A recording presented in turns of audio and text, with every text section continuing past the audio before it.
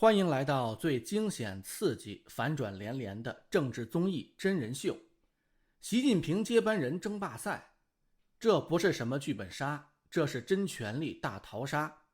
没错，墙内墙外齐刷刷爆料，习近平可能准备收山隐退，政治老人集体逼宫，而中共好太子们最近都忙坏了，忙着华丽登场，抢占龙椅。当然，他们也可能都抢不到。首先出场的是总理李强，媒体人蒋网正近日爆料，李强接班已获党内默认，而他一开工就亲手斩龙脉。最近的牌面还有刚刚完成的国际亮相，在世界人工智能大会上发表讲话，仿佛在告诉全世界，中国 AI 不只会下棋，还会选接班人。习总身边的这个实习总理已变身为楚军上线版本的国家剧场主角，而最具魔幻现实主义色彩的是他在西藏的那一铲土。李强亲赴西藏林芝，宣布雅鲁藏布江下游水电工程开工，气势如虹。而雅鲁藏布江被认为是中华龙脉的心头穴，李强亲手斩龙脉，象征着中共历史断代的开始。别以为这只是水利工程，这是风水学家宫廷剧加接班仪式的三合一套餐。网民笑称，这一铲子下去，风水师傅都哭了。老习曾高举大国工程大旗，如今龙脉被挖，铁锹在李强手上，难怪网上又掀起预言潮，习近平可能真是中共最后一任总书记了。中南海里的接班戏码，习近平在走场作秀，那么谁在幕后稳坐中枢？7月7日本该是中共高层集体亮相、刷存在感的大日子。北京卢沟桥纪念抗战88周年，场面隆重，群英荟萃，党政军600号人马齐聚一堂，连警卫都排成了正步舞队。但唯一不见的是习近平本人。此时此刻，习总去哪儿了？他另辟蹊径，跑去山西阳泉献花，纪念百团大战。仪式短得像小学生升旗，现场极为冷清。老习神情严肃，话不多。网民看了直呼，这不像出巡，更像告别。于是网上那句玄学暗语又热了起来，习的命数止于洛阳，而这个洛阳传说正是阳泉的谐音。习总一脚踏进去，网民说他不是在献花，是在对命运鞠躬。而同一时间，蔡奇正在北京主演真正的大戏，不但出席纪念仪式，还担纲主讲，全场镁光灯都追着他转，气场不输当年习近平接班前夕。这位以贴心秘书、习总朋友圈管理员而闻名的中南海新贵，从掌话语权、控党建、压宣传，到现在稳坐北京大典主持位，习不在他就补位，习不讲他就发言，整个临时代班流程行云流水，仿佛已练过千百回。那么蔡奇接班了吗？他正在候补表演，候到哪天中央一声宣你上殿，他马上整衣站起，气定神闲地说一句臣在。习近平现在最像《三国演义》里的刘备，还在喊吾儿阿斗可取也，却没发现旁边的诸葛亮早已暗中起草了禅让书。所以这场中南海宫廷剧，主角未必是谁做的最久，而是谁起得最稳。蔡奇或许不是最亮的那盏灯，但他现在离电源最近。但习近平也不是塑料人，据说冷冷一句，我可以走，但是我还要最后说了算一把。接班人名单他要自己定，家人陵园不能动，还得保个人设体面下台，算是最后的皇上条件包。而老习中意的人选，据传是汪洋。汪洋是民主老戏骨，当年广东乌坎事件，他不动枪不抓人，让农民自己选村官，简直把民主二字写进了中共地方政绩史。当年风光一时，如今强势回锅。首先是官媒突然送上彩虹屁，贵州脱贫靠汪洋，似乎要为这位退居2线的前政协主席铺红毯再登场。但汪洋也不是冤大头，据说开出了条件：我要军权，外交要亲美，党内高层别闹了，演也演累了。网友秒回：你以为这是接班，其实是接炸弹。而观众呼声最大的好太子非胡春华莫属。还记得中共20大那年，胡春华在台下暴毙沉思，一脸我怎么连张门票都没有的忧愤表情。没想到这位团派太子如今竟然强势回归，先是低调访问非洲，再杀回李克强的家乡安徽，身后跟着中共国务院加政协大咖，俨然一场王者巡演。官媒也打包吹捧他的回归，仿佛在提前预告：太子回来了，你们该换战队了。胡春华政治履历完整，团派嫡系，背后是元老保驾，而他的老师胡锦涛、师叔温家宝还有胡德平们都纷纷回朝。这一波团派复兴气势汹汹，像极了从冷宫杀进皇城的逆袭剧。而贴身大秘转正的丁薛祥也绝对不是这场比赛的陪跑选手，而是活成红色幕僚的天花板。据说他是中南海最懂习近平的人，一点不夸张。10年如一日伺候老习查水文件，从上海一路贴身护驾，从大管家升到副总理，几乎是官方储军人选中的 VIP 候补。但最近丁同学的态度怎么有点微妙，不再猛吹习核心，而是反复强调党中央统一领导。你说这是转向，还是摸鱼，还是偷偷跟元老派打暗号？据传他如今在内循环、数位中国、外交场合样样有名有姓，连习近平缺席的会都由他主讲，这地位是不是有点摄政王的既视感？而且他派系灵活，江派加习派通吃，长袖善舞，随时可能变形，竞争力不可小看。而最后的候选人上海市委书记陈吉宁是匹学霸黑马，说他是太子位上的候补学长一点也不夸张，连新加坡帮都站台了。陈吉宁是个理工学霸，英国留学归来，从清华校长做到环保部长，最后空降上海，这路线简直就是科技新儒官的模板。他本来声量平平，直到新加坡前总理李显龙一句话：我想与中国下一代领导人建立新联系，画面一转就是他跟陈吉宁握手。这是怎样的强推？这是什么国际巨透？而近期传闻又指出，陈吉宁将接任中共总理，接班人的身影再次浮出水面。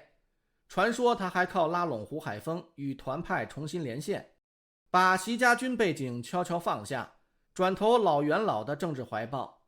而且上海本来就是输送接班人的直通车站点，陈吉宁可能属于谁都能接受型选手，气场比其他选手虽弱，但说不定真是黑马，毕竟他还有龙吞蛇的杀手锏。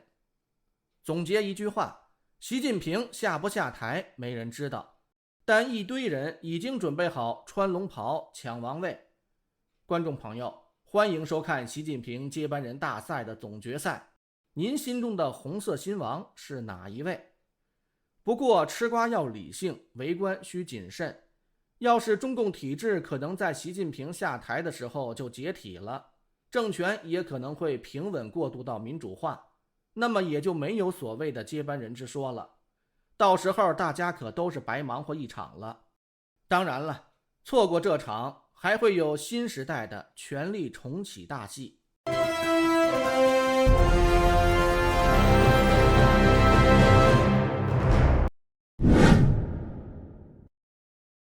在中共20大闭幕式上，胡春华双臂抱在胸前，眉头紧皱，面无表情，目视前方，估计坐在那儿生闷气呢。接班人变边缘人，政治局这回连张门票都没给我呀。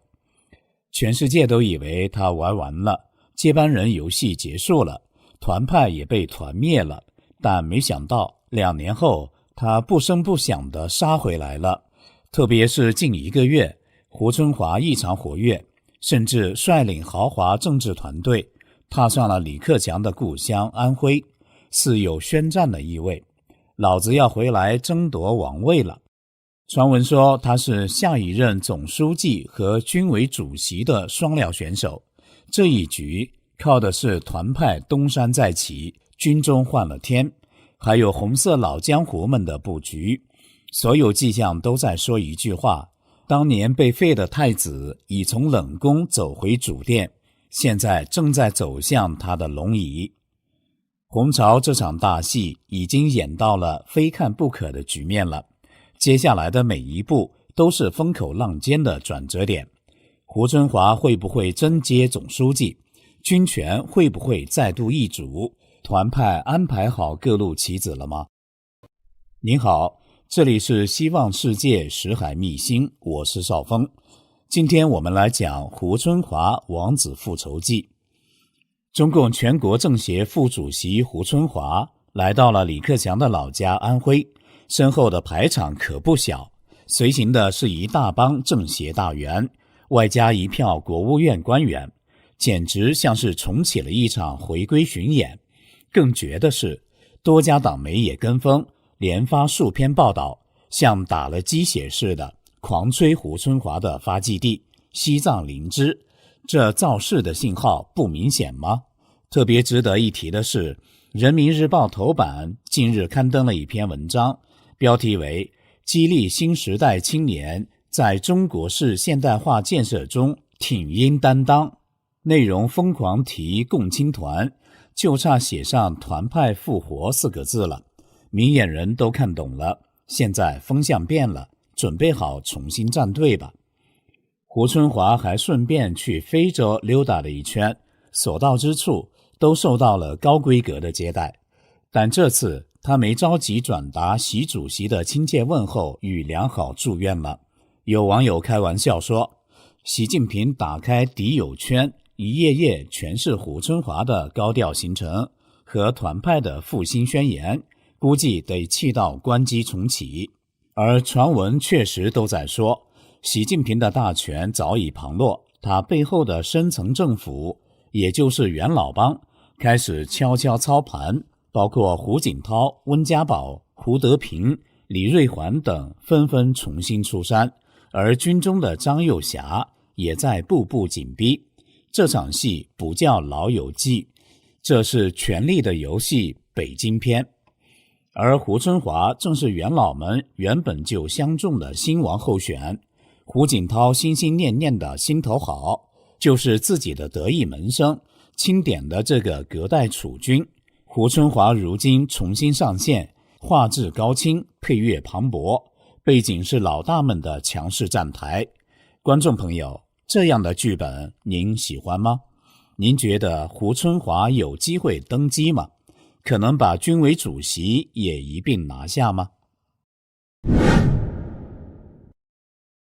话说1963年，湖北五峰一户纯正农家迎来了一位小娃娃，名叫王春华，后来随了母姓，摇身一变成了胡春华。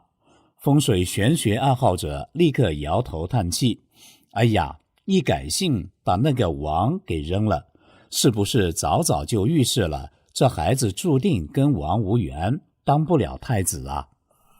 不过一命二运三风水，这风水轮流转，现在似乎又转回来了。再说改姓胡，倒也不是没有收获，毕竟这个胡字就和他命运中的贵人胡锦涛紧密相连了。还有他的仕途起航的地方西藏，古称胡地，而且老胡和小胡就在胡地相遇了。这种种巧合都能写进宫廷权斗小说，当作伏笔。胡春华自幼堪比苦情戏男主开场，上学走路靠腿，饿了啃红薯，但高考一举拿下全县文科状元。1979年16岁的他考上了北大中文系，收到录取通知书，照样不耽误扛着烧鸡和铁铲去工地搬沙，因为要挣路费。在北大期间，年纪最小个子最矮的小胡却是个团干部，在学生中混得风生水起。毕业后他不留恋北京高薪工作，主动报名支援边疆，一脚踏进西藏，上了人民日报，成了宣传的典型。小胡这操作应该不是脑袋进水，而是他慧眼识局，看懂了去边疆流放吃苦的差事，就是买了政治仕途的快车票。果不其然，胡春华的政治首秀是成功的。1987年，年仅24岁的他便担任西藏共青团团委副书记。他能说藏语，会跳藏舞，深得基层喜爱。然后命运的齿轮就开始加速运转了，生命中的贵人也从天而降了。1988年，老胡胡锦涛空降西藏主政，大胡小胡撞了个满怀，这一撞就撞出了个师徒情和接班梦。1989年拉萨出事，小胡正好成了老胡的联络员，从此进入胡锦涛的视线。因为有老胡赏识，小胡也比较上道，就从中共西藏党委副书记、团中央第一书记、河北省省长、内蒙古党委书记和广东省省委书记等职，一路干进18大的政治局，从此被封为胡家太子，成为传说中的隔代接班人。胡锦涛本来想让李克强接班，结果和江派缠斗的结果，折中成了习近平，所以这个隔代储君，老胡是无论如何不能再松手了，所以一直在拼死保住胡春华。这命运安排的剧本，连信都准备好了，观众都快喊他小胡锦涛了。不过您以为他能就这样一路走进紫禁城吗？哪有这么容易？等到习近平一登基，风向立马变了。这位皇上一心想搞终身制，最讨厌有人在他后面磨刀霍霍想接班。这党天下是我家天下，你们又不是我儿子，还敢争太子位？于是接班人三人组胡春华、孙政才和陈敏尔纷纷遭遇命运的毒打。2017年，孙政才毫无预警被一锅端，胡春华背后冷汗直冒。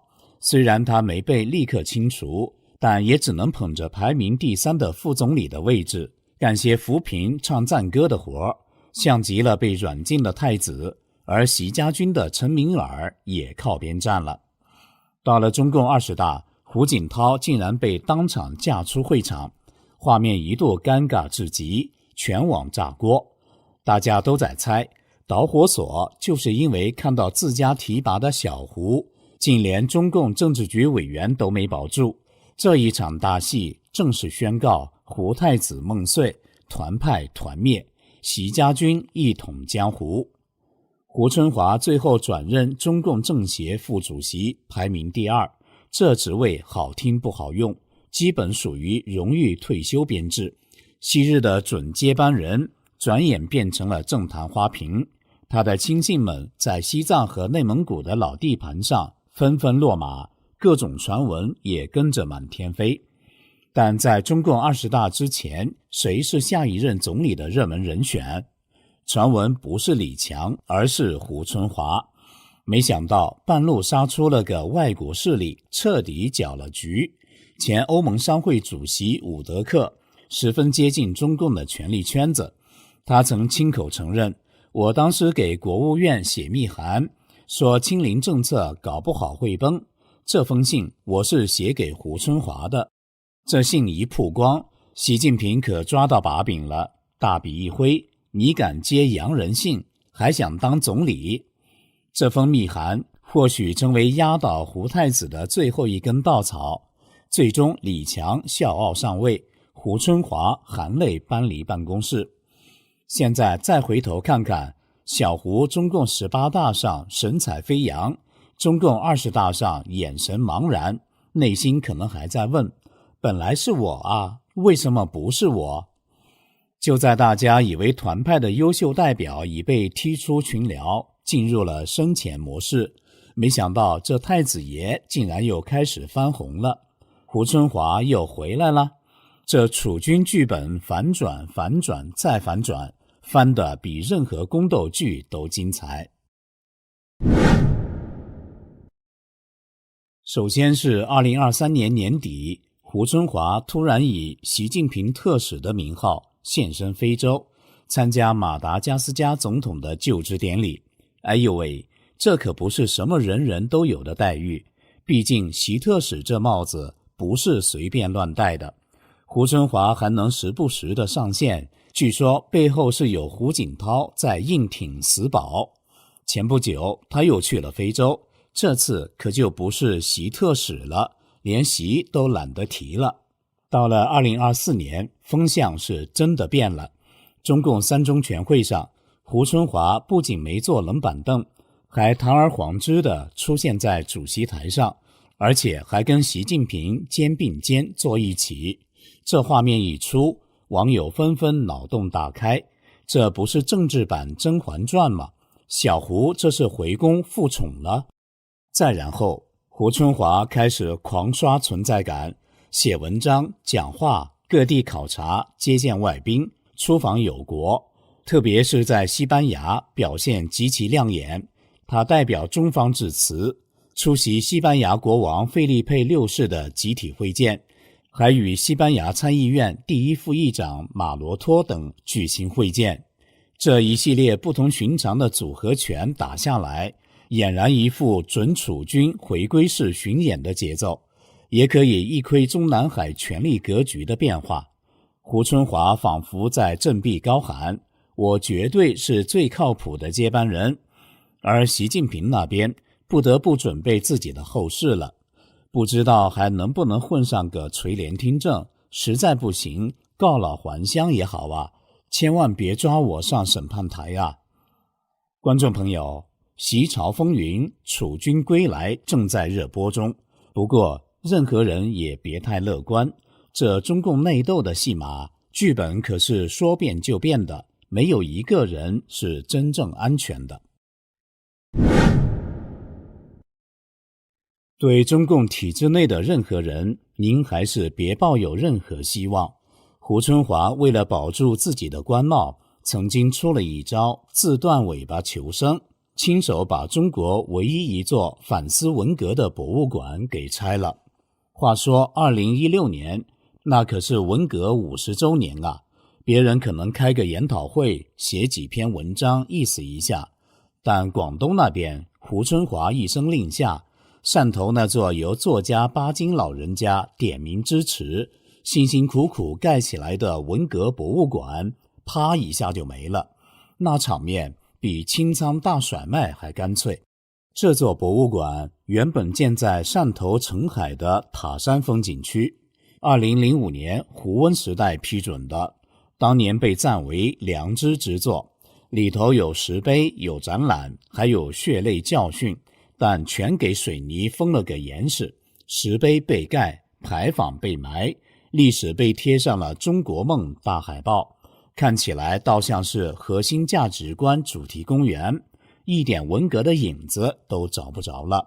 博物馆的创办人老市长彭启安气得直摇头，我们修建这座博物馆是出于善意，我们想悼念亡者，铭记历史，吸取教训，绝不让文化大革命的悲剧再次上演。我原以为春天就要来了，但没想到春天没来，冬天倒是来了。胡春华这一招就是不想成为清理门户的牺牲品，说白了，他也没跑出中共权力斗争那出大戏的剧本。那习近平的接班人是谁？也可能压根儿没有接班人。那辆破车开到这里，可能真就是最后一站了。都说习近平是中共的最后一代，那么洪朝王储牌子还在，但岗位却早就没了。最近中南海的大戏可比宫斗剧还精彩，老大疑似换人这事几乎已是板上钉钉，但究竟是谁秘密上岗代班总书记了？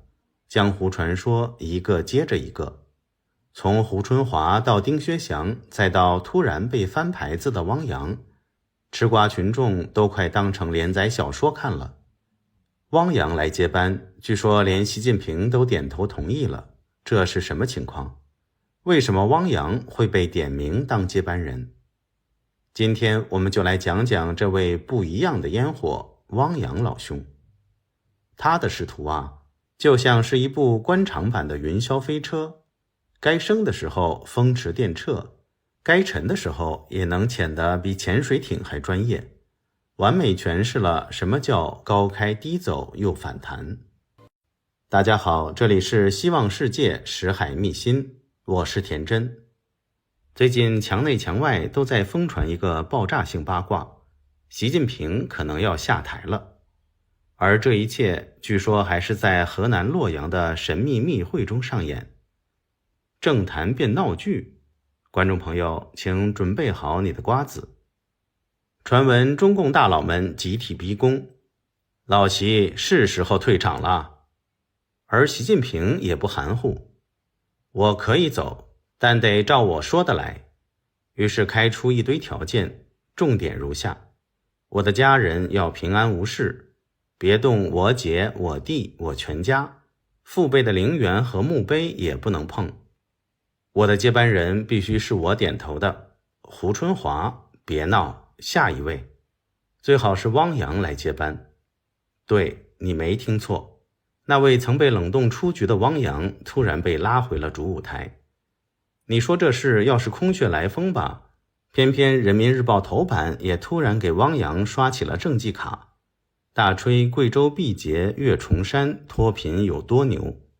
这领导脱贫的背后灵魂人物是谁？不是别人，正是汪洋。这难道不是党媒在提前为他铺红地毯，在告诉吃瓜群众，别急，汪洋还在，他还能打。瓜还没吃完，更多剧情反转也来了。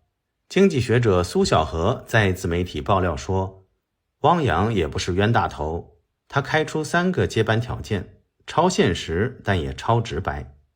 第一，我要军权，没兵没枪我怎么混？第二，外交部换人，战狼们集体下课，要亲美派来接棒。第三，党内高层来个大和解，大家冷静，别再搞宫斗了。结果网友直接开怼，和解？你们这戏我们都看了70年，别侮辱观众智商了。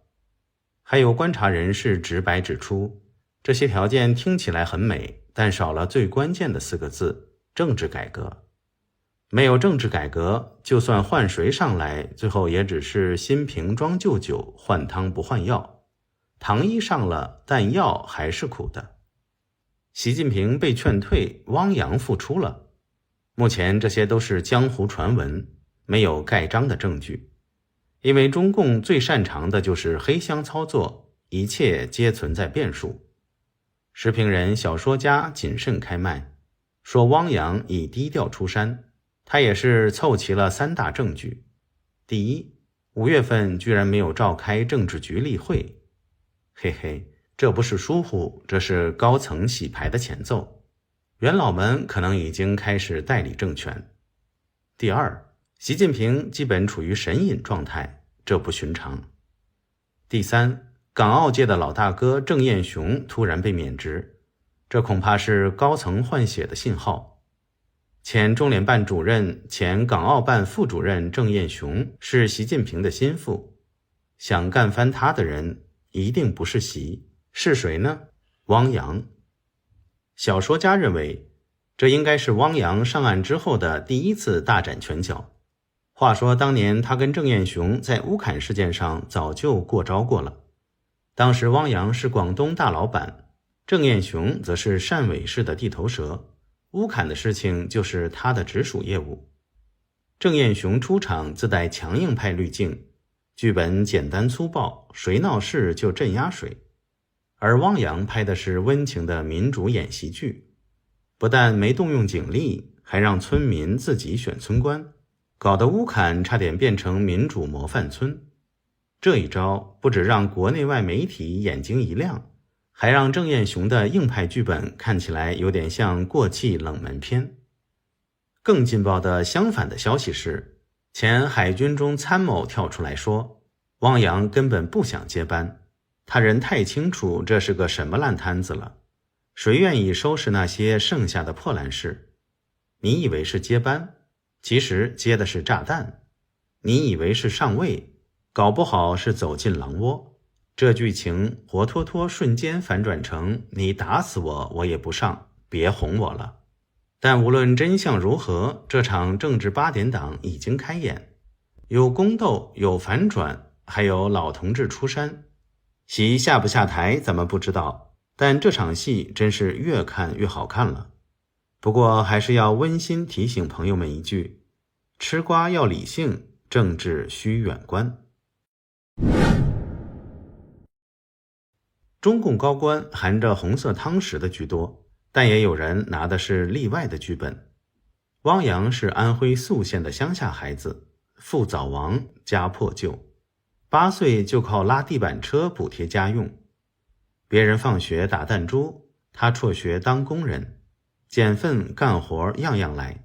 乡里乡亲的都说，这娃真是从泥里爬出来的。不过人家人生的第一个转折点来了，是什么？娶了地方官的千金祝玛丽。他的老丈人是时任宿县地区行政副专员的祝建元。当上乘龙快婿后，汪洋就从小工人一步步变教师，变副主任，变地方干部。看来果真如此，嫁对郎娶对娘，不只让你上热搜，还能让你上仕途。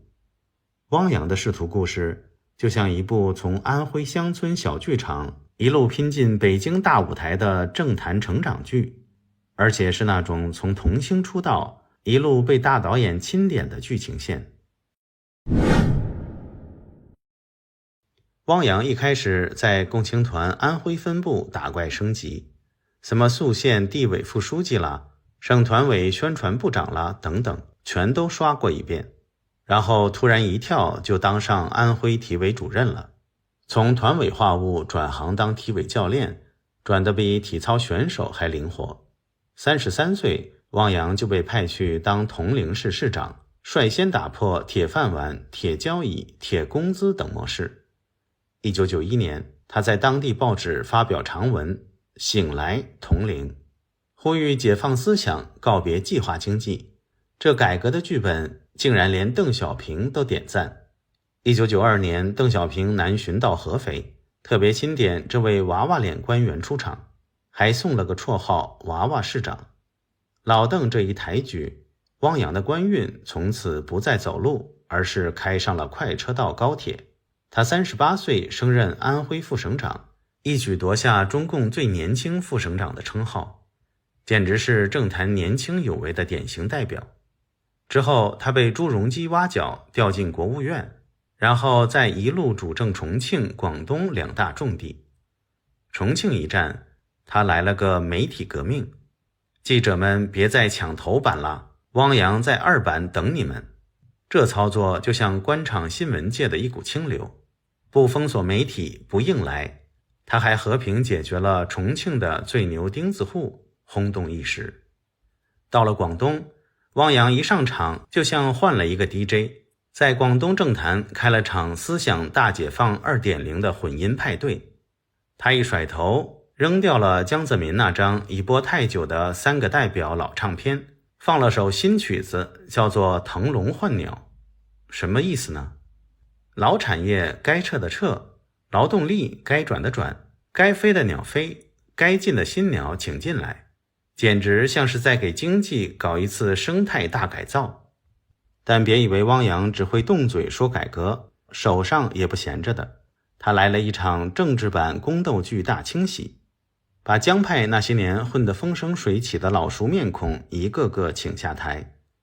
从前政协主席陈少基，到前省纪委书记王华元，再到前深圳市长许宗衡。这波操作震得整个广东官场集体做了回核磁共振，据说连江泽民都气得差点掀了茶杯。事还没完，汪洋竟然还敢推官员财产申报，这对很多官员来说简直就是请脱内衣级别的挑战。那些集体患上过敏体质的官员听到财产申报这4个字都心里一颤，他是玩真的吗？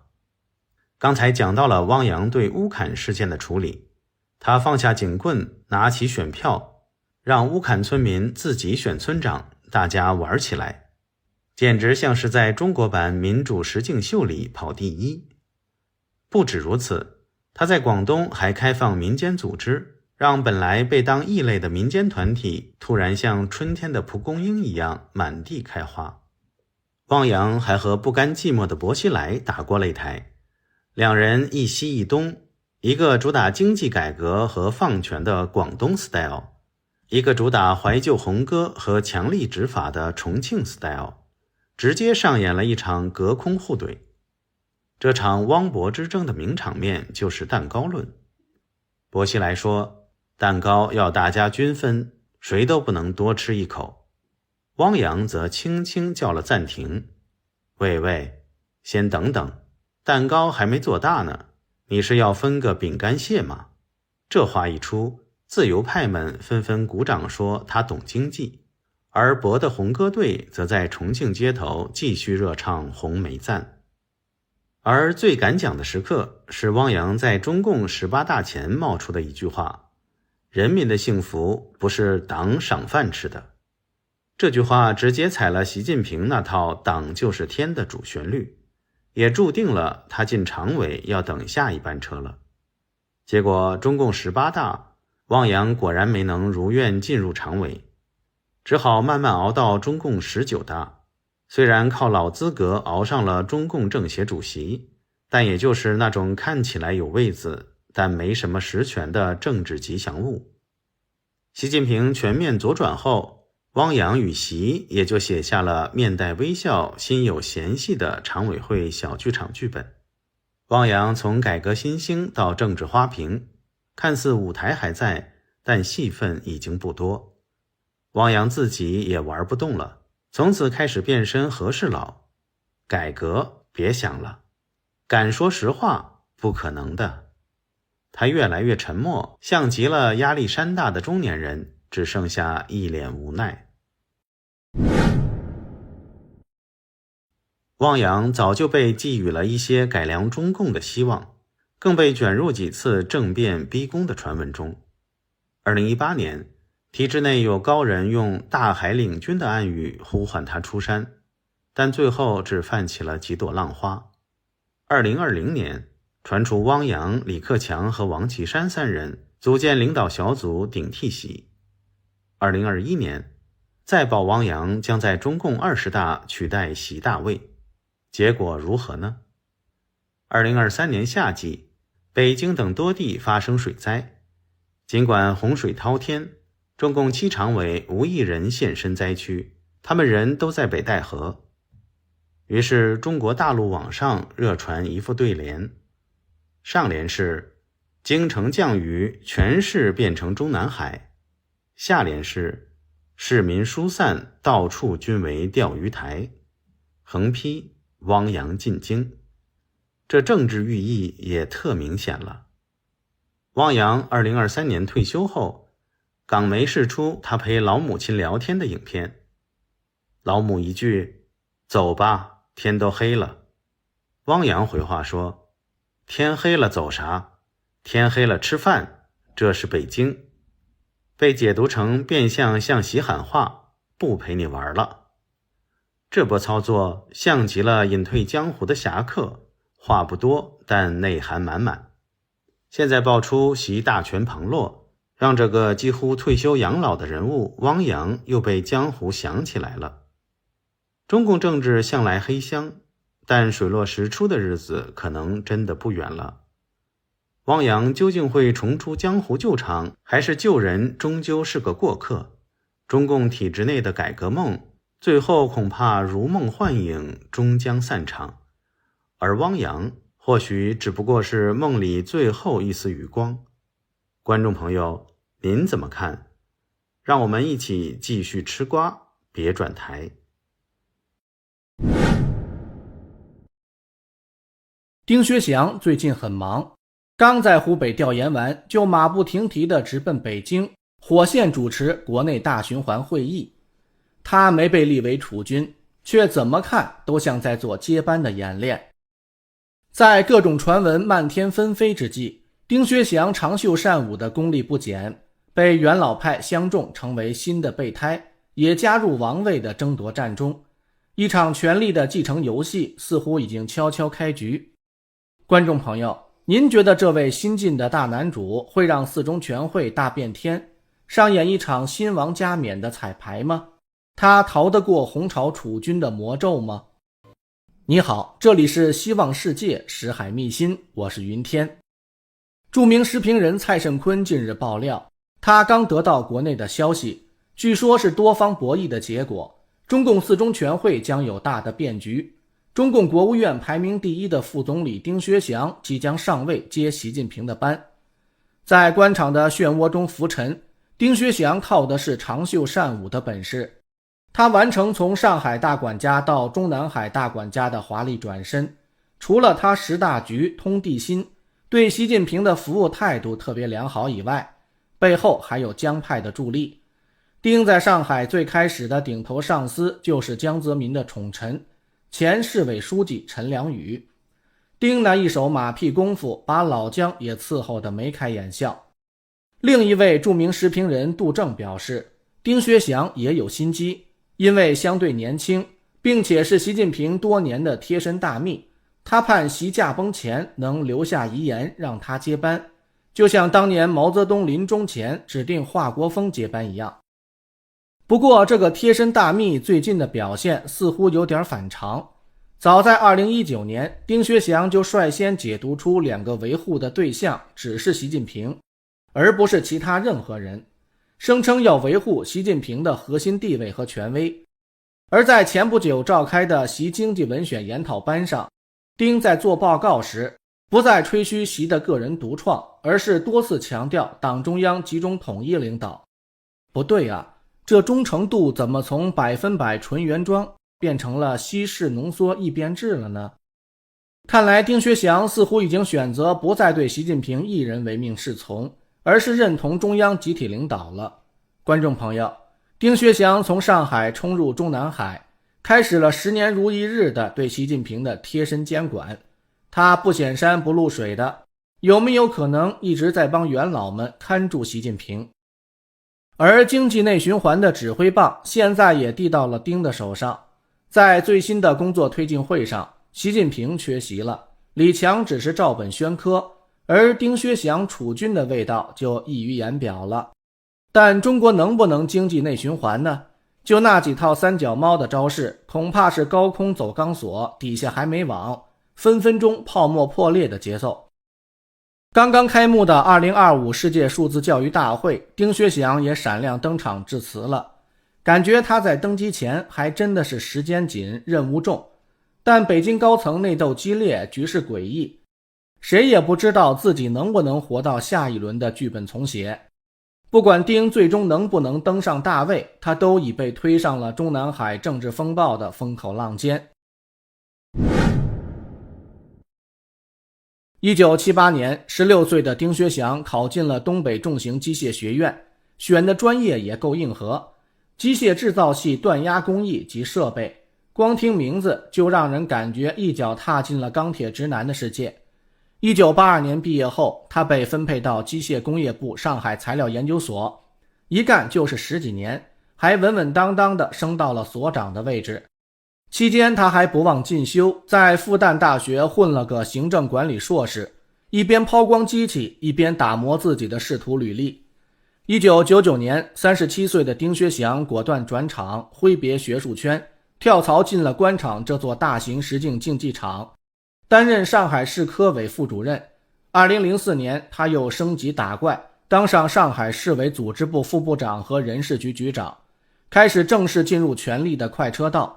他当时的顶头上司可是鼎鼎大名的江派重臣陈良宇。没想到风云突变，陈和他的大秘孙路一双双翻车，结果丁薛祥顺势补位，于2006年11月接任上海市委副秘书长兼办公厅主任。在权力的舞池中，丁薛祥总是跳得刚刚好，从陈良宇到韩正，从习近平到俞正声，混过上海滩的老大个个都对他赞不绝口。特别是习在空降上海的7个月里，丁在江派地盘上扮演了完美的地勤人员，一路为习铺平跑道，帮他坐稳了大上海的第一把交椅，中间没出什么幺蛾子，让习深深感受到了你懂我的稀有情谊。习近平进京后没有忘记这位老上海的大总管，直接把他召到中南海身边，提拔为中办主任兼总书记办公室主任，妥妥成了最懂习的人。中共20大后更是直接跳上了副总理的头等舱，成为皇帝身边的心腹大将之一。在习近平刚刚踏上中央舞台还未登顶的时候，丁薛祥就在秘书工作杂志上开课，强调身在兵位，胸为帅谋，要长袖善舞，替领导扫雷撑伞，上刀山下火海。到了2019年，丁薛祥更是抢先卡位，准确划到重点，要维护的核心人物就是习近平一个人，别搞错了。此番表忠之举可说是彻底打开了习氏信任的密码箱。当上政治局常委后，他又高调喊出在斗争中巩固和增强团结，完全对上了习近平敢于斗争的腔调。看看人家实在是太能干了，老大的心跳在哪儿，他的节奏就跟到哪儿。这种绝对忠诚外加超高情商的组合拳，也难怪能屡屡打动 C 位大佬的心了。但丁薛祥只赢得习近平的欢心，那是远远不够的。别忘了人家可是长袖善舞的选手。蔡胜坤曾表示，丁薛祥直接从中办主任打进政治局，也有江家的功劳。丁自己也绕不开身后有江派的影子。早在2008年，丁就策划出版了一本极具官方气质的人物传记《日出江花：青年江泽民在上海》。时为上海市委秘书长的他亲自挂帅编委会主任，这书不光替江泽民的脸上贴了金，还巧妙利用江和俞正声的老爸黄敬的友情，顺便拍了时任上海书记俞的马屁，一箭双雕，面面俱到，可谓拍马艺术的学习典范。不过随着中南海斗争氛围日益浓厚，丁薛祥四面感受到的气场压力也越来越真实。毕竟舞跳得再好，也会不小心踩错节拍。习与丁心生间隙，那也是早晚的事。蔡胜坤曾经透露，福建帮的公安一哥王小红一时手痒，跳过流程，私下出动警力捉了金主，结果不巧被丁薛祥撞个正着。丁老兄立刻举起忠诚的大旗，打了个小报告，把王的操作捅到了他们习家军老大那里。但别急，剧情还有反转。王小红也不是吃素的，他翻出了丁薛祥暗地里的小99，也给老大来了一份反黑资料包。结果习近平左右为难，只好赏了这2位爱告状的亲信宝宝各50大板，让他们都冷静冷静。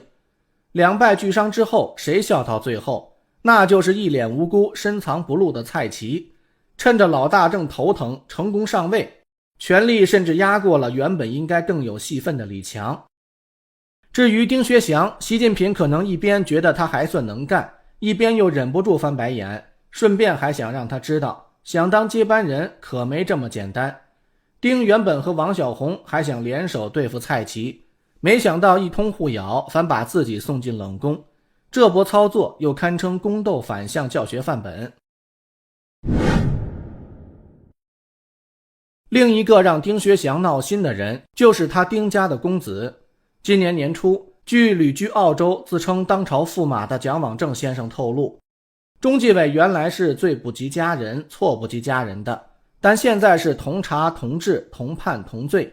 这口大锅一开，首先炖的就是丁家，尤其是那位以为自己姓丁就无敌的儿子。毕竟年轻人抗压力差，一问就崩。丁薛祥的儿子对中纪委来说不是不清楚，而是能不能查，怎么查，查多深。说起丁家的麻烦，其实早有铺垫，一些线索就是丁薛祥江苏老家的官员们像多米诺骨牌一样一排排的倒下。更致命的是，有个叫李月琪的旧部把丁薛祥卖了个干净，还有一个叫朱之松的老朋友，上海滩的军工老虎，被传曾在3年时间里给丁薛祥送了 2.1 亿，像是每年发红包，还顺手塞了2000万给丁的儿子。还有传言说丁薛祥是猝死的海关总署署长于建华的后台，2人是江苏老乡，海关总署的项目每年也输送巨大利益到与丁有关的人员手上，这些友谊的小船最终都一艘艘地翻进了习近平的办公桌上。在2月17日召开的民营企业座谈会上，丁薛祥走路一瘸一拐地出来辟谣了。观众朋友，如果这些是习家军内讧逼得太紧，会不会让丁转向其他派系来继续争夺接班人选？不过丁薛祥的儿子还真不是省油的灯，早前就给他爹惹出个自杀疑云。丁薛祥在美国的儿子被 FBI 策反了，丁只好自杀以表誓死忠君之志。这么吸睛的传言在2023年火爆疯传。在文革期间，林彪的公子林立果策划了571工程纪要，讨伐毛泽东，打响了太子党造反的第一枪。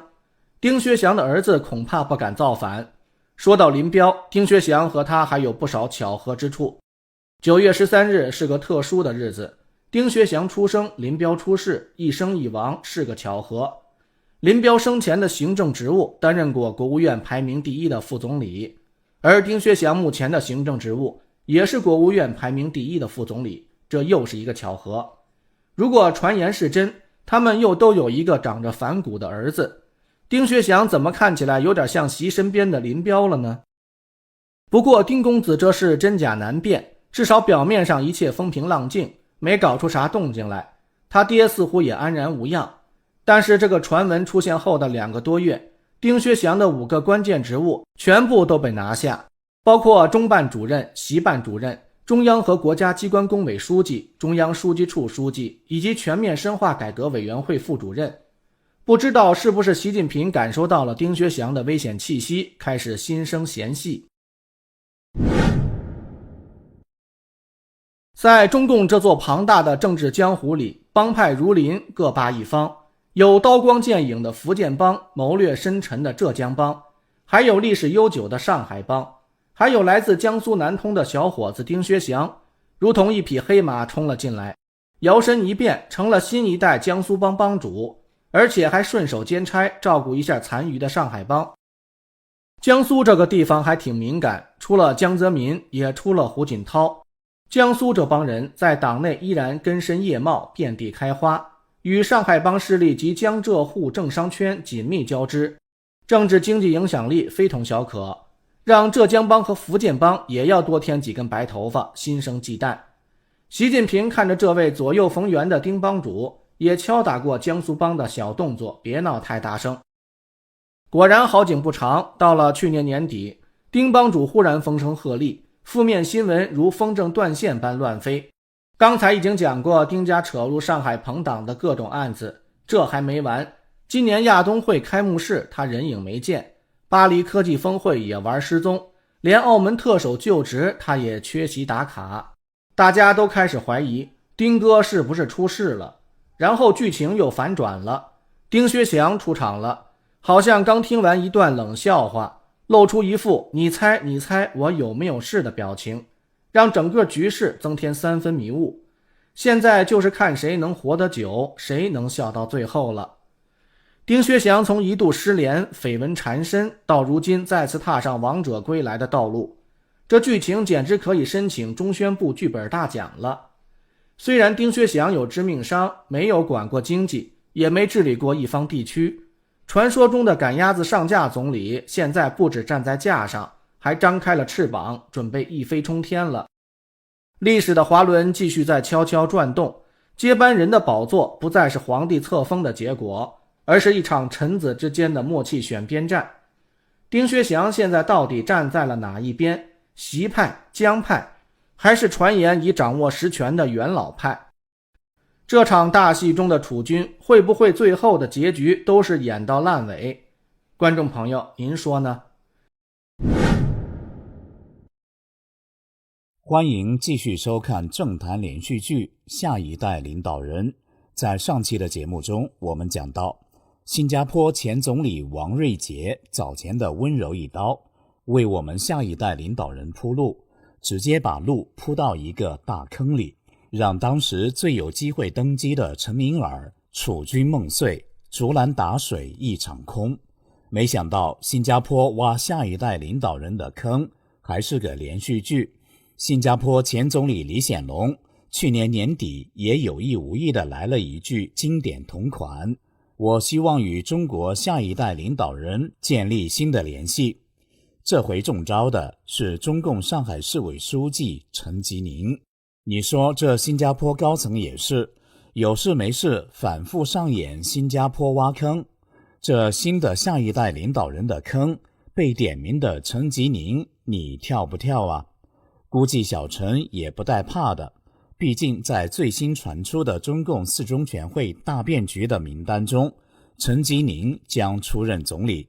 他还是3期玩家，玩转官场派系的大迷宫。最近他又力捧胡海峰巴结胡锦涛，背弃习近平，看来历史或将重演龙吞蛇的剧本了。您好，这里是希望世界识海秘辛，我是邵峰。网络一直盛传中共政治元老们早已忍无可忍，正在集体逼宫习近平，而且还曝光了接班人名单。独立时评人蔡胜坤曾在自媒体爆料，中共国务院排名第1的副总理丁薛祥接任总书记，中共上海市委书记陈吉宁接任总理，中共国务院总理李强将取代现在的中共人大委员长赵乐际，中共国务院副总理张国清将接丁薛祥留下的常务副总理。习近平下台及其接班人选的传闻还在满天纷飞，而陈吉宁却毫无意外地成为各派都能接受的一个显眼包。也有其他的名单传出，陈吉宁将出任新的总书记，特别是他还有个外援，新加坡前总理李显龙的亲自加持。去年11月，卸任总理后的李显龙原本只是安排了一场走走看看的访华之旅，结果没想到走着走着，一不小心就丢下了一颗政治震撼弹。在新加坡联合早报发布的李显龙访中回顾影片中，他说此行希望与中国下一代领导人建立新的联系。话音未落，画面一转，直接切到他与陈吉宁热情握手。吃瓜群众一看炸开了锅，纷纷猜测这是谁在导戏，这是谁在打光。李显龙是不是提前得知北京接班人的布局消息了？这是政治剧透还是不小心说了真话？陈吉宁有望跻身下一代领导人？这样的画面与发言在海外热度飙高，但在大陆各大平台一片静悄悄，就像所有评论都统一开启静音模式。陈吉宁也是不讲一句话，生怕一不小心触碰了接班人这个敏感政治词汇，搞不好下一代领导人就是交代后事的高级退出用语，还是沉默是金为好。习近平表面淡定，心中难免嫌弃，这梗又来了，你们新加坡真的很爱铺路哦。陈吉宁早在中共20大后就曾被热炒为储君候选人，只是后来热度很快降至冰点。但这次新加坡挖坑再次上演，仿佛李显龙替陈吉宁开了一场别开生面的国际记者会，连背景音乐都想替他配上王者归来。网络还曾流传一个有趣的帖子，毛泽东是1893年的蛇，邓小平是1904年的龙，后来枭蛇的毛泽东被枭龙的邓小平吞了，意思就是中共改走邓小平路线了。而习近平是1953年的蛇，刚好比毛泽东晚了一个大甲子。陈吉宁是1964年的龙，下一个要吞的可能就是习近平这条蛇了。历史会不会重新上演龙吞蛇？观众朋友，这事您怎么看？毕竟上海市委书记是个典型的太子位，因为老江和老习都是从上海爬到中共顶层的。前不久，陆家嘴论坛刚一开幕，现场还没暖场完，一个熟悉的名字就震动了整个金融圈的八卦雷达。胡锦涛的亲儿子胡海峰登场了。小胡曾是前朝太子，也曾被列入过未来接班人培训营候选名单，只是在习近平当家的多年以来，小胡的仕途一直跟股市一样低迷，时升时跌，最后稳在民政部副部级的边角料位子上，坐上了个冷板凳。想升官，习叔叔也不是不给你机会，他只是让你锻炼的久一点，久到什么时候？下一个王朝开始的时候。而现在差不多就是那个时候了。于是陈吉宁大胆出手，公开力捧小胡。胡海峰竟然现身重量级金融论坛的揭牌仪式上，旁边陪站的大咖们包括上海市委书记陈吉宁、中央金融办分管日常工作的副主任王江、证监会主席吴清、上海市长龚正，他们共同为中国资本市场学会揭牌。这回陈吉宁和胡海峰同框揭牌，让人忍不住发问：你是想给资本市场揭牌，还是给政治立场换标签？看来有些揭牌揭的是未来版图。外界认为清华帮的陈吉宁原来是习家军的直系天才，标准的亲信人马，结果怎么样？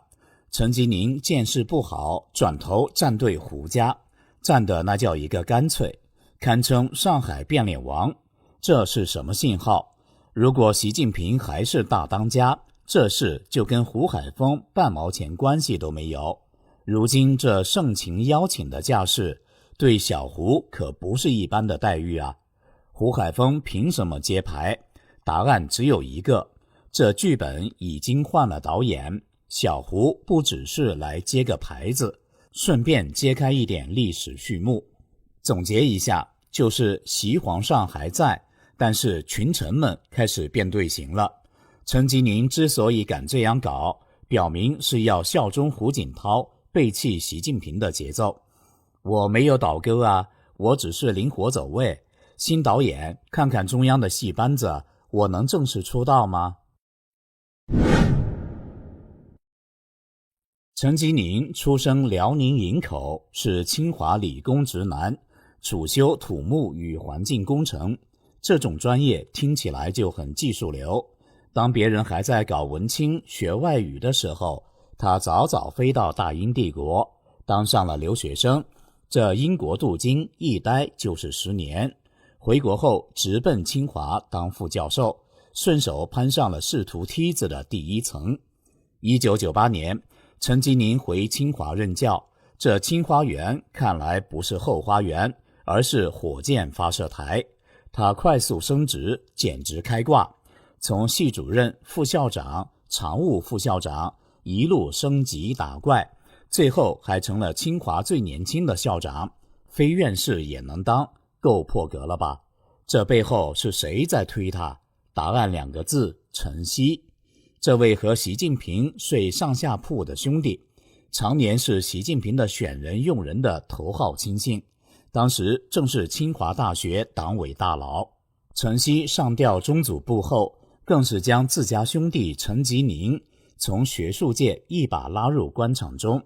2015年，陈吉宁直接当上了环保部长，成为当时李克强内阁中年纪最轻的部长。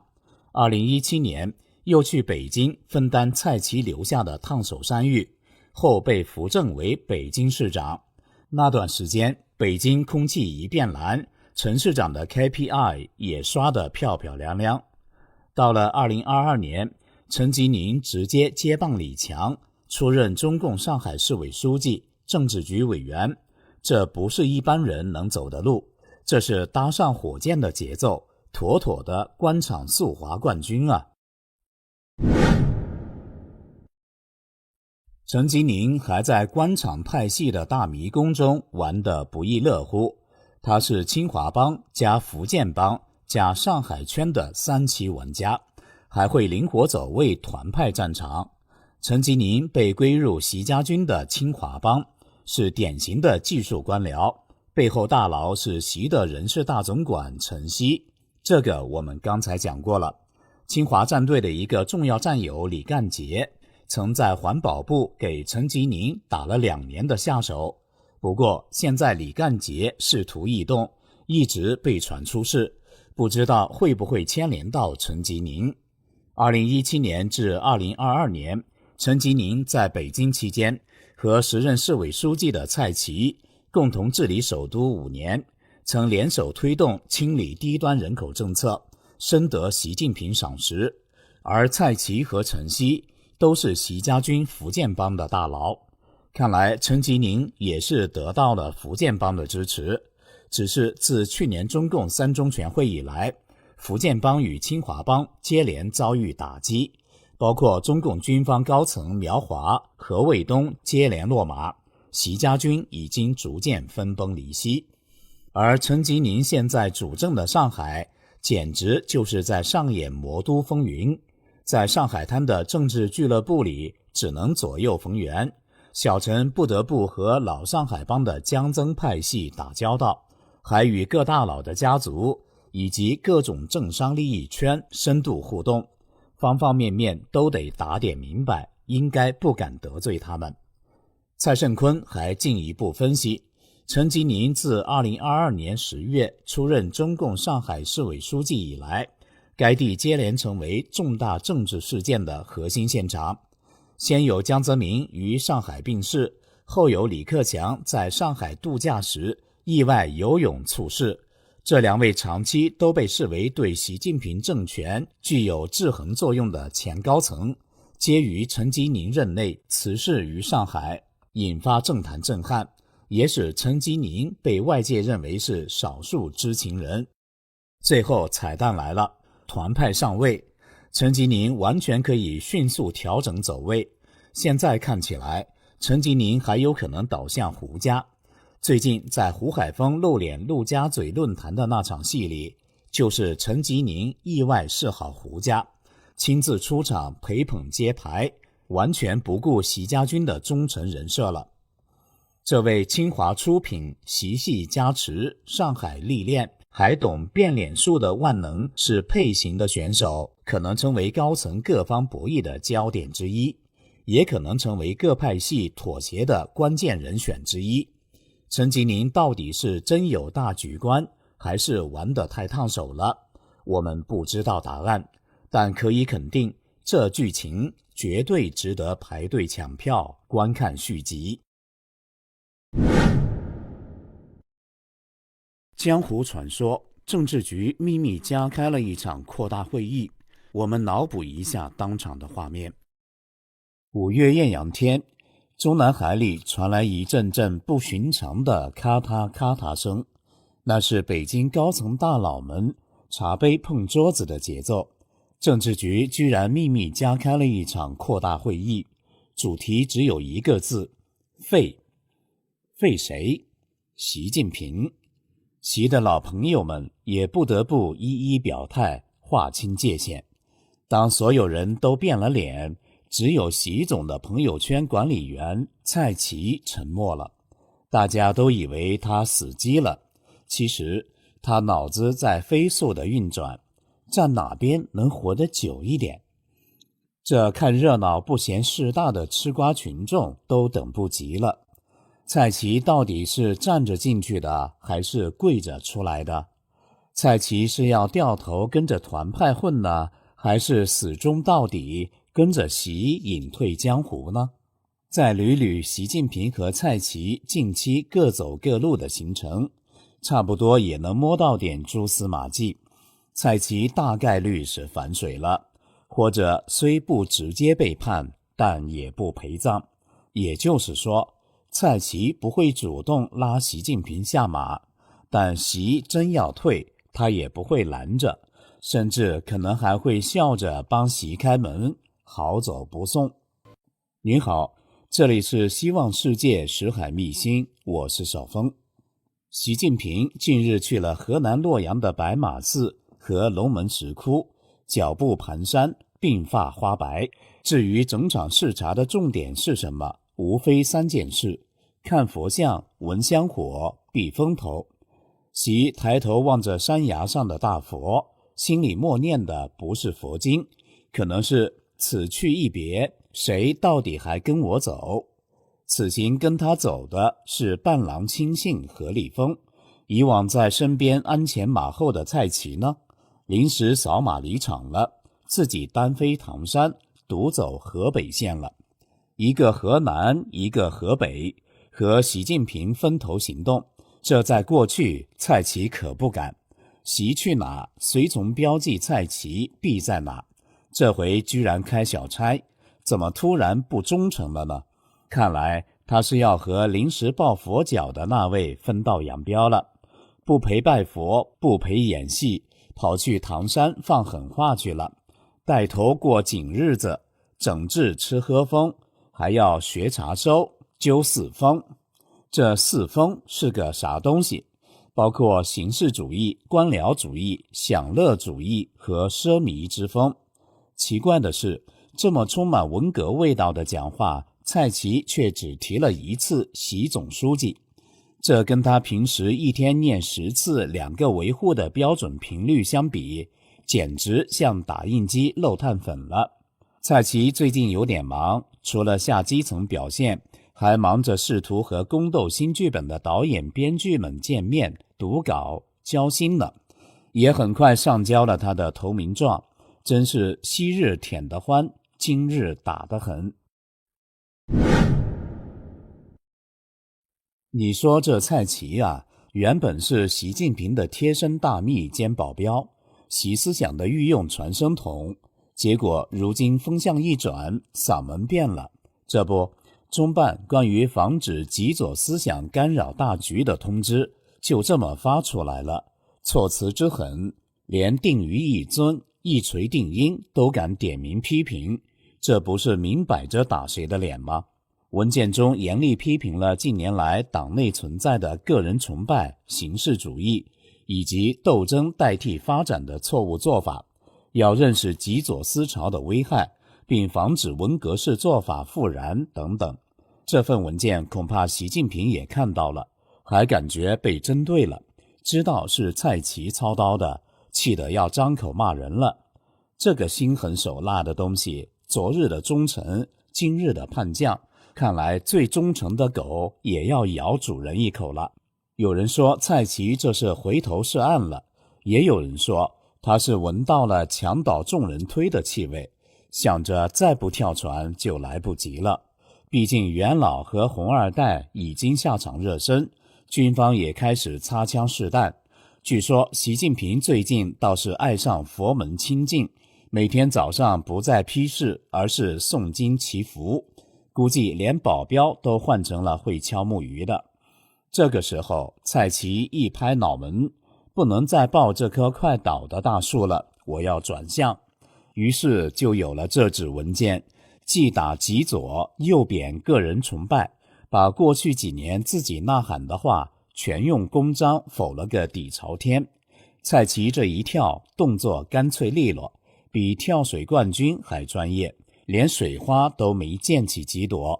习家人马一看，哦，原来还可以这样跳，那咱也备份个文件先。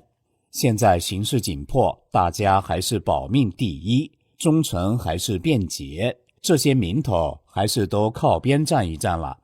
所以除了蔡奇忙，政治局常委的其他5人也没闲着。人民报引述消息说，蔡奇的举动引发众人的离心离德，丁薛祥、赵乐际、李希、李强、王沪宁均与习近平保持距离。丁薛祥被传可能在4中全会接任总书记，赵乐际与江派联系密切，李希配合军方清算习近平的军中亲信，李强早已厌倦背锅，王沪宁则在起草后习时代的人事布局。可怜的习近平终于成了众叛亲离的孤家寡人了。但观众朋友，这哥几个都是曾经伴军的习家将啊，您觉得他们跑得掉吗？会不会和习近平一起打包被直接送走啊？没有对比就没有伤害，看着今天蔡奇的这波操作，实在是手痒痒没忍住，搜索了一下他以前对习近平的忠诚和吹捧，那个肉麻程度，观众朋友您还是自己来听吧。蔡奇曾经刺刀见红，驱逐北京低端人口，替习顶骂名，背黑锅。蔡还在人民日报发表文章，表态我们一定要把习总书记的重要思想作为案头卷、工具书、座右铭，带着感情深入学习。他不忘称赞习近平有非凡的雄才大略、远见卓识和领袖风范，说习为防范新冠疫情提供了定海神针，还说习核心是党的主心骨、顶梁柱、定盘星。他还称赞过习近平总书记是新时代党和国家各族人民的领路人，他也是我们衷心爱戴的人民领袖。还说习思想是一本读不完的书，只要坚持不懈学下去、悟进去，就一定能创造出更多令人刮目相看的人间奇迹，等等等等。哎呀，实在是读不下去了。蔡奇的这些话，当时真正能听得入脑、入心、入魂的，恐怕只有习近平一人。现在啪啪被打脸的，也只剩下习近平一人了。蔡奇就是凭着这一身的本领，力压李强等人，成为习近平第一宠臣，甚至曾经打造出见蔡如见习的局面。蔡奇和习近平年轻时的经历很像，他俩都插过队、下过乡，也都当过工农兵学员。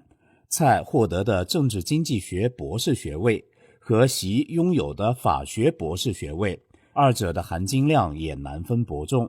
他们早年在福建和浙江共事长达20年之久，私人友谊的小船划了这么久，还是被一场政治的大风给掀翻了。习家军上位的时候，真正的搭档是习老板配上他最得力的斜杠打工仔蔡奇。习家军的两大帮派，蔡奇的福建帮曾经是风生水起，气势如虹，而李强的浙江帮呢，只能躲在角落里喝西北风。李强的总理位置活脱脱的是挂名的副班长，后来连举手发言的机会都快没有了。在与蔡奇的较量中，他是场场败下阵来。第一回合2023年，京津冀遭遇滂沱大雨，洪水滔天，河北高层一边顾着保面子的雄安新区，一边慌了神，连夜给李强发微信，哥快来救火，不是快来救水。可惜李总理不是消防队，也没带救生圈，毕竟他手下没警察、没国安、没武警、没军队，连条像样的橡皮艇都没有，最后只能转头求蔡奇出马。蔡奇出场自带音效，大内总管道，直接调动国家力量保住了雄安，但顺手把水往河北涿州一放，哗啦啦洪水奔腾，河北多地泡汤。面子工程保住了，蔡奇的党魁忠诚分又飙升。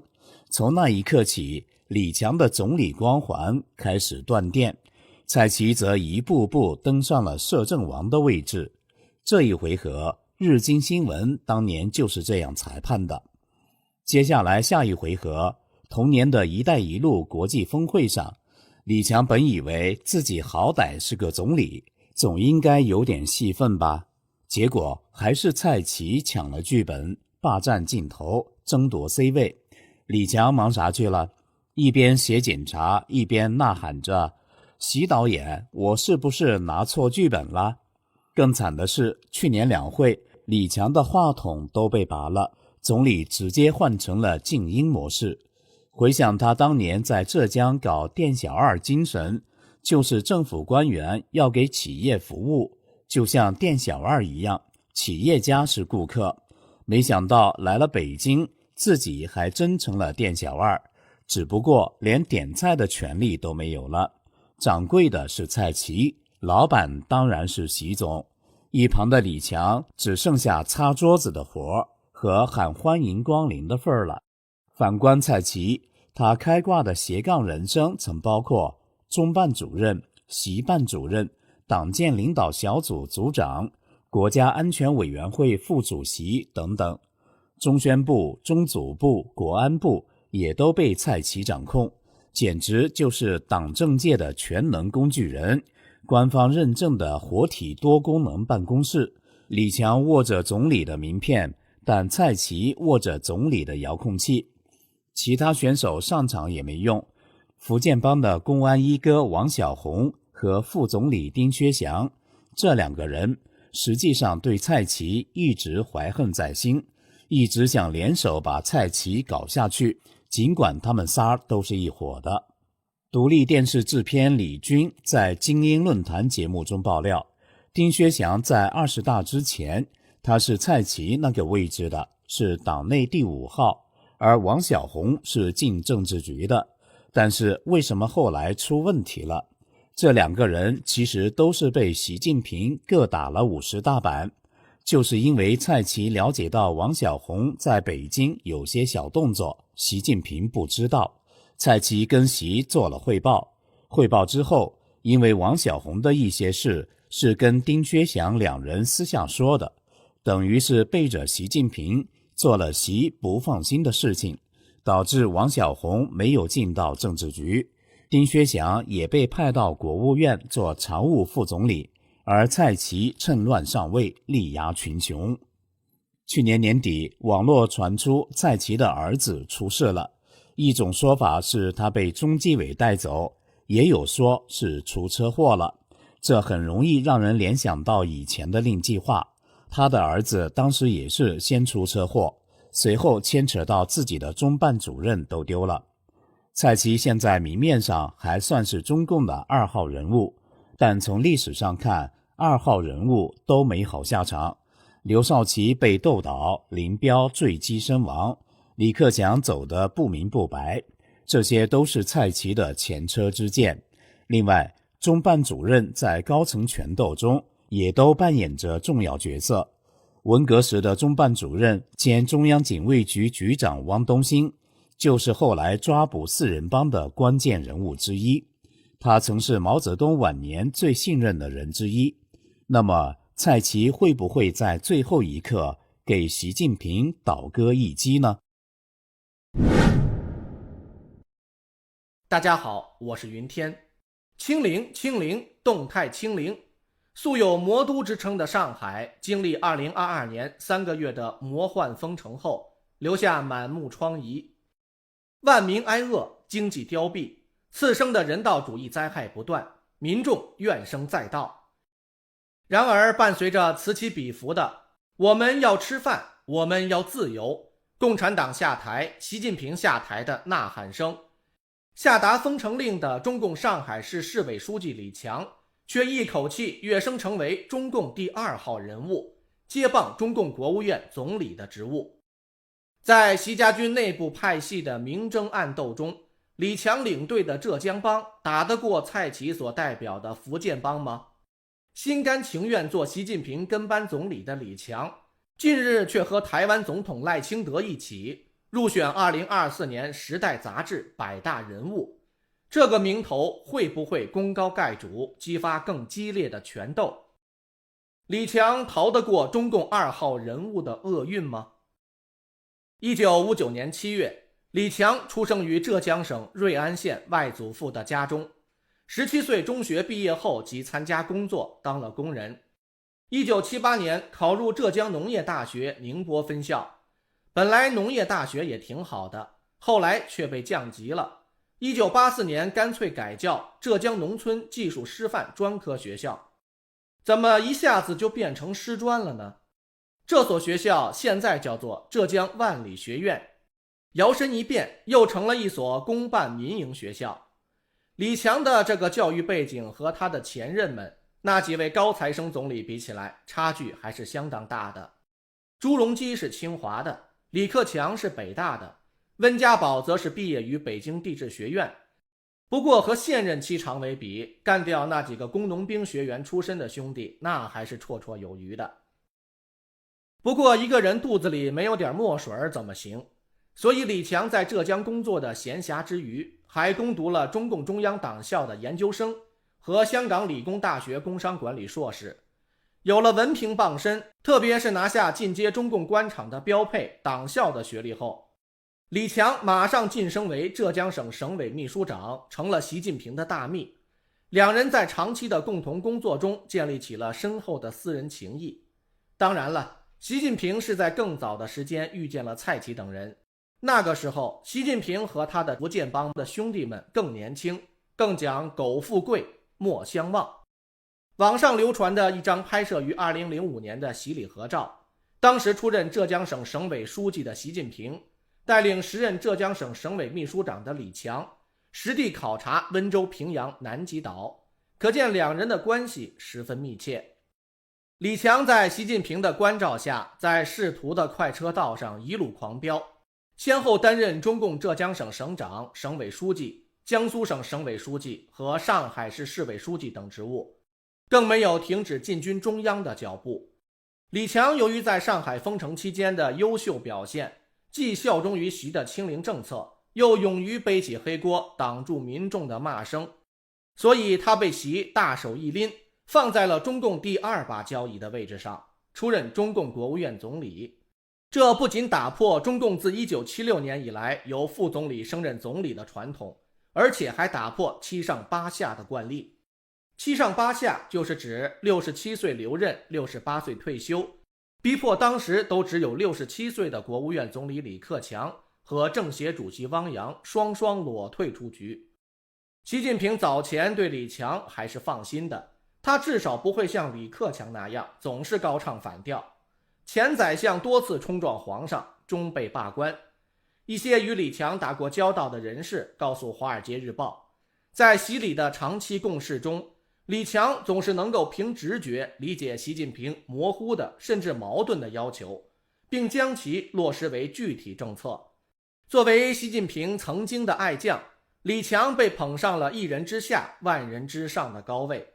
但是本想靠着习老大撑腰继续大展拳脚之际，可李强的日子却越来越不好过了。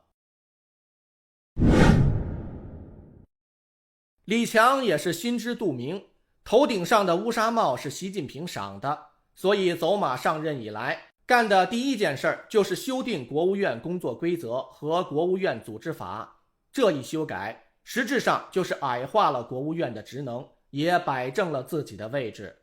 有港媒评论道，国务院实际上已成为中共中央和总书记的施工队，而李强的职务只不过是执行习近平命令的施工大队长。中共历来有总书记和总理不同行的惯例，但这些老规矩在习近平与李强的互动中都已经不那么重要了。李强如今早已成为习近平的影子，多次在各种内外场合中，他都自动扮演着小跟班的角色，并主动放弃总理的一些特权。过去国务院总理记者会一直是两会的重头戏，也是总理们的光芒能盖过总书记的高光时刻。朱镕基、温家宝和李克强总理都充分利用这一舞台亮相，展现了他们的个人风采。然而今年的总理记者会却被取消了，李强连话筒都没摸着，成功打破了超过30年的惯例。随后在中国发展高层论坛上，习近平也让李强靠边站，自己亲自出马会见了商界代表。在海南的博鳌论坛上，李强再次被抢走麦克风，改由中共人大常委会委员长赵乐际做主旨演讲。这一连环操作下来，感觉男2号李强的戏份被抢光了，连上场表演的机会都不给了。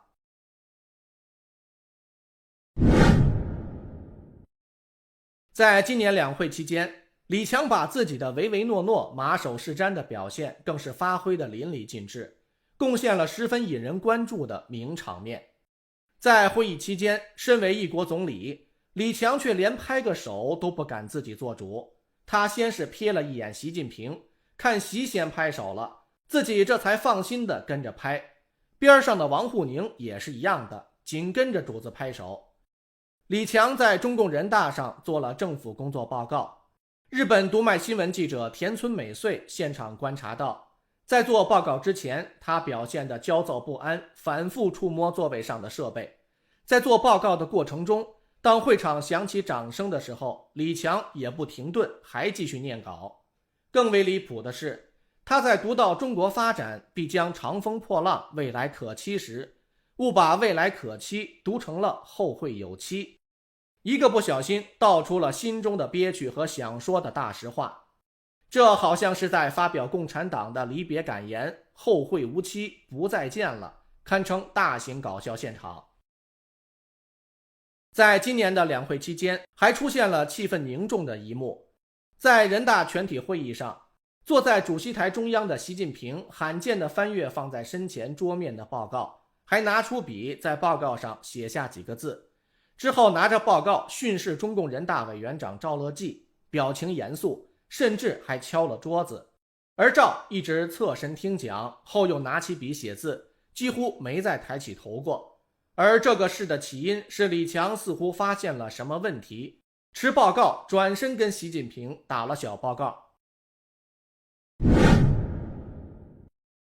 华尔街日报曾经揭露，李强在地方的时候不仅重视发展民营经济，还曾建议中央放松对网络的严苛整治。2014年，时任浙江省省长的李强提议打造一个向西方企业开放中国互联网的试验区，以畅通资讯管道，但最终这个提议因与中央相左而不了了之。还有中国企业家透露，李强为人随和，并具有独立思考能力和冒险精神。身为从中国经济最发达地区起家的官员，李强始终与成功企业家保持密切关系，并充当他们与政府高层沟通的掮客。当上总理之后，李强或许还想为企业家们提供更为有利的经济环境，但在现在的习家班里，习近平什么事儿都自己一手抓了，一切成绩也都归功于习。在总书记的光芒万丈下，总理被衬托的实在是没啥用，也只好乖乖认份了。眼下对习忠诚才是自己最优先的考虑事项。李强过度的小心低调，并未取得习近平的信任。有消息称，他因清楚李克强的政策不利，引发习的不满。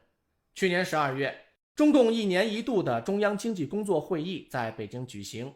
习近平在首日发表演说后，隔天就带领一众高官中途离场，前往越南访问。关于习为何突然中途离场的原因，中国民主党全国委员会主席、旅美政治学者王军涛从熟悉的消息人士打听到了内幕。他表示，会议开了一半，习近平气坏了，中间就拂袖而去了。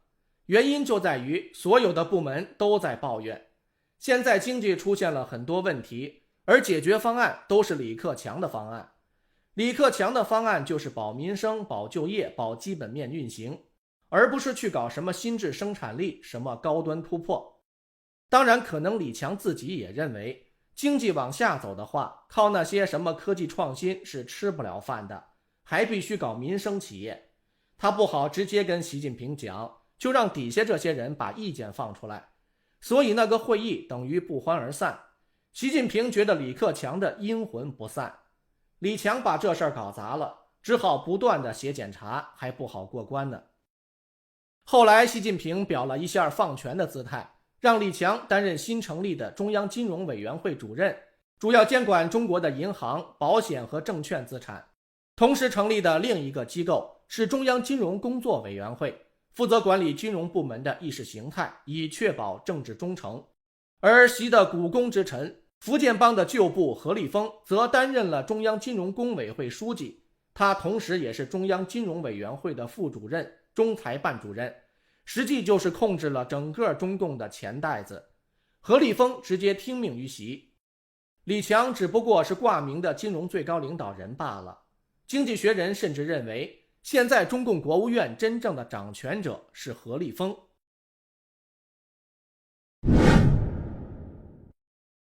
不过近期李强的地位又有所提升。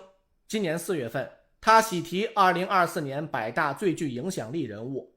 时代介绍说，李强因在上海执行严酷的封城令而出名，还说他是令习近平敬畏的执行长和首席营运长。这顶高帽恐怕给李强带来的是心惊肉跳。百大这种头衔不应该封给习近平吗？怎么会是李强呢？这老外真是添乱，惹习老大不高兴。但是好巧不巧，就在同一天，中共官媒突然恢复了李强的一项应有的待遇，开始报道地方官员陪李强巡视了。之前李强到地方，虽然央视影片也显示有地方领导陪同，但官媒从来不提。这次打破了官场规矩，不知道和百大的名号有没有关系，还是习近平在玩派系之间的平衡。不过中共的官场诡异多变，李强的风向刚刚好转了一下，一个不小心又说错话了。上个月，李强在瑞士举行的夏季达沃斯经济论坛致辞时表示，中国经济经过新冠疫情几年的冲击，目前就像一个人大病初愈一样。按照中医理论，这个时候应该要固本培元，不能下猛药。不能下猛药就撞习近平枪口上了，遭到大陆全网删除。有分析指出，习近平最近推出一系列经济猛药措施，而李强的说法与习近平的做法就背道而驰了。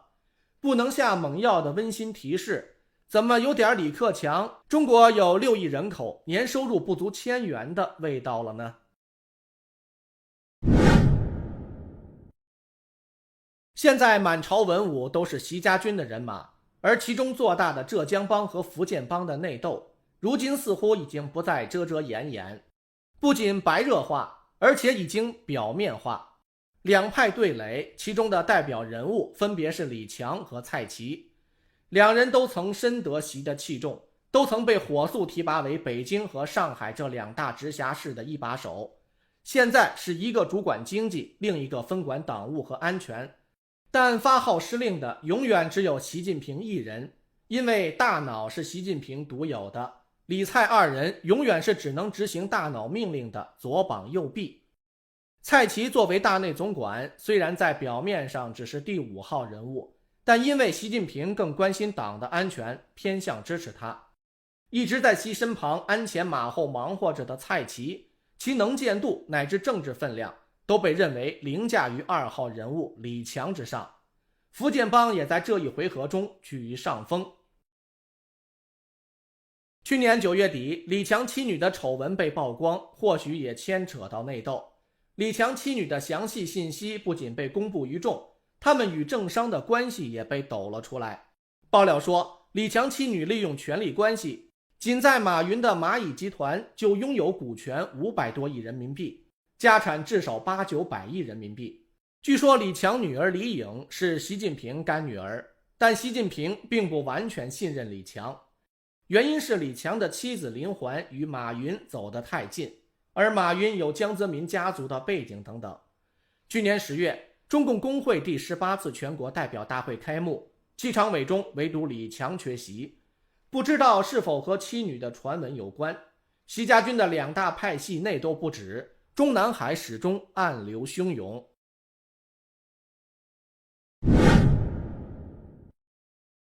这皇帝不立太子，一旦驾崩，天下必将大乱。而中共红朝7宠臣觊觎大位，各怀鬼胎，而一直扮猪吃老虎的李强，到时候会作为第1顺位人选顶上，也说不定。